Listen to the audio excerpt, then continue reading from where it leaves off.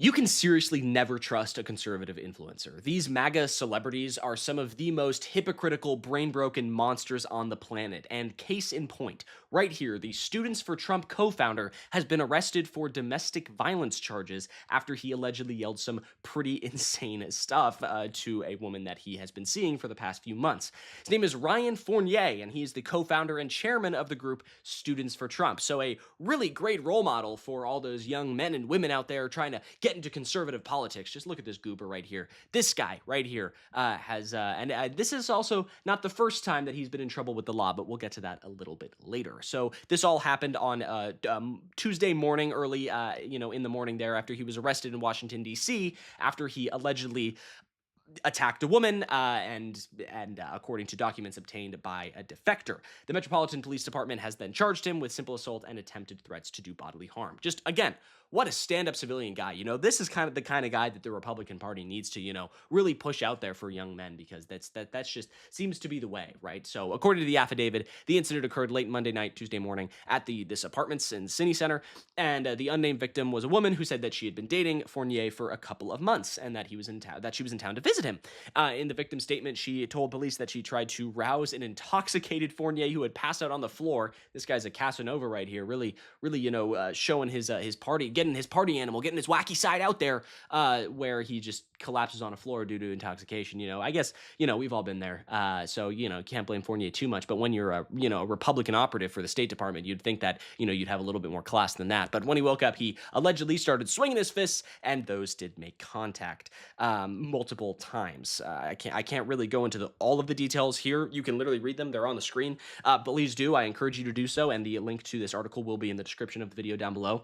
But just YouTube terms of service policy, right? We don't want to get this video demonetized, but I do want to show this video to you guys without it getting too suppressed in the algorithm. So, we're going to dance around this a little bit, but it's right here for you to see. And there has been witnesses to this event, right? The one witness reported that she heard Fournier screaming, "Don't touch me, woman." So, that's always a great, sign that someone has a real respect for the other, the other gender out there, and just has a really good idea about, like women's rights and equality and things like that. "Don't touch me, woman." That's just always a good sign.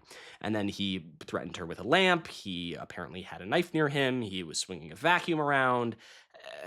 It's complete degeneracy. It's absolutely insane stuff. He even said at one point, "Do you want to die today?" That's when the witness and the victim ran to the bathroom. They called 911, and they were very, frightened for this moment.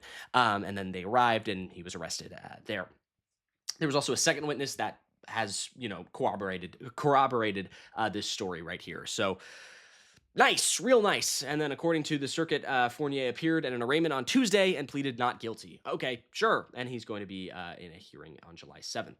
So Fournier, not a great guy, right? Just from this one story, we can probably presume, allegedly, that he is not great, right? But that's just the beginning, right? This is just the beginning for Fournier here. So he started this organization, the Students for Trump, all the way back in 2015, right? It's on his website. He calls himself a commentator and a podcast host.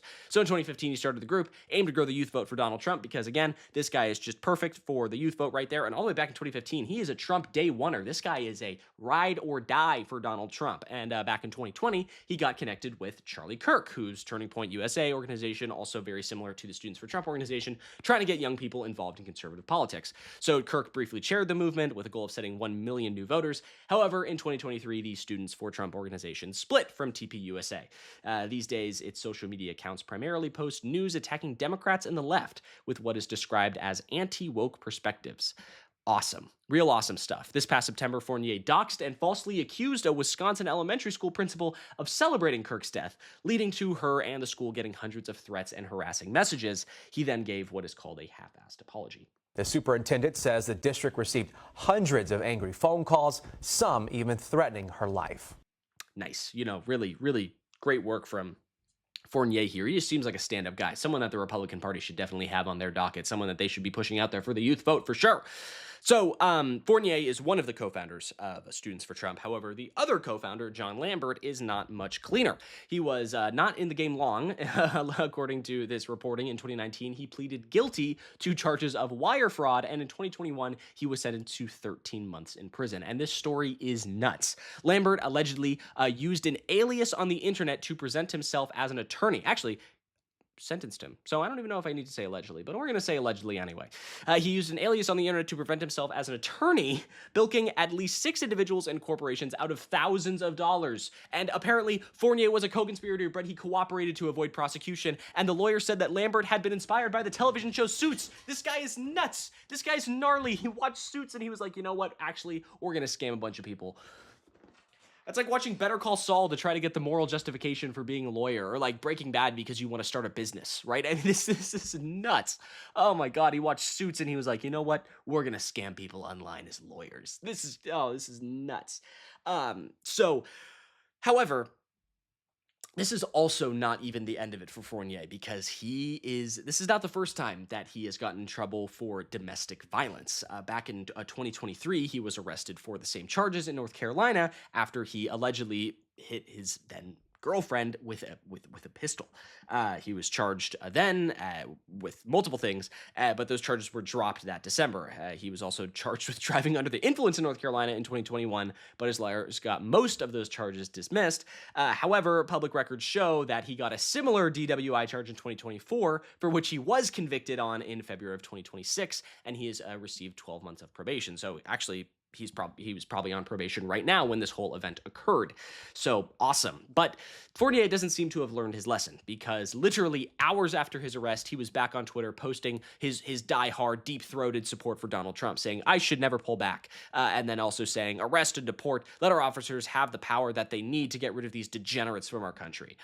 So clearly he hasn't learned much, but this just goes to show you that the Republican Party has this idea of, the kind of man that they want to, showcase the party to the masses of students and young men and women out there.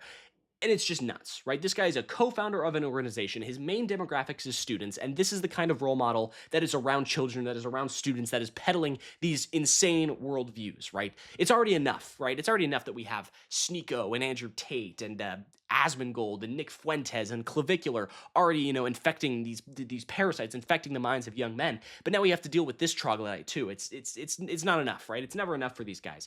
We need more positive, young, progressive, understanding, and educated voices to actually combat these insane people, right? Which leads me to the next topic of conversation, Hasan Piker, who has been, kind of pushing back against some of this extreme online far-right conservatism for a while now, and he recently just went off on Nick Fuentes, basically calling him out for being Mexican, but also a Nazi, which, if you comprehend both of those things, shouldn't be a worldview that exists. So let's take a look at Hasan Piker here. I'm a class traitor.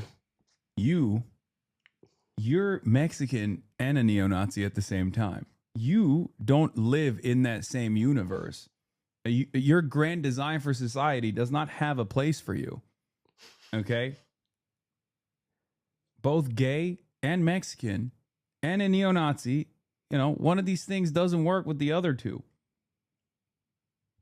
Yeah, it's so good. Nick Fuentes is such a hypocrite. But you might have also noticed this little troll down here in the corner, and that is Asmongold, another Twitch streamer, a fellow co-worker of Hasan Piker, who also is on Twitch. But however, he is much more of a right-wing basement-dwelling dweeb. And this great post came out today that showcased how both of these streamers ended their live streams for the day. Right. So we're gonna first start with Asmongold's ending the stream, and then we're going to look at Hasan Piker's and just see the difference in their worldviews and how they talk about the world in general. Here we go. I will promise you guys that I will never, ever, ever get tired of making things worse for them. I will never get, and whenever people think that it's too much, whenever they think that you're going too far, I will say we are not even halfway done. Like, I promise I will never let you guys down. I will do everything that I can to do whatever I can to these people. I don't like them. He's talking here about progressives and minorities and immigrants, right? It's so insane. It's more or less the same from Asmongold here. Just basically saying, I'm going to do all I can to make sure that progressives and minorities have the worst time imaginable, and we can say all the slurs, which is, just advocacy to the maximum here. So so we've seen that. So let's take a look at how Hasan ends his stream. Here we go. I don't want to lead you down a pit of despair, to be sad, lonely, and angry all the fucking time. I want you to be angry at the right things, exactly what Asmongold and was use just that doing. anger and resentment for designing a more productive future for yourself and others, right? That's why I always urge you to touch grass, urge you to be normal, urge you to go out and fucking organize in your communities, organize labor unions in your workplace, join the DSA, go out and door knock for candidates. Yeah, in general, be a good person, advocate, do your work, do the work, do the hard work, and focus on making lives better for everyone around you versus I'm going to make their lives worse, I'm going to make their lives better, right? That is the main driving factor between these two. And clearly, the Republican Party has a side, right? As they are, defending and riding for literal, pieces of shit. So I think that's going to do it for me. Thank you so much for sticking around until the end. I really appreciate it. If you like what you saw in this video, be sure to leave a like down below. And also don't forget to subscribe to US Democratic Socialists. And please leave a comment down below. So do all the good stuff and have a great day. I'm Iago Lashua. Goodbye.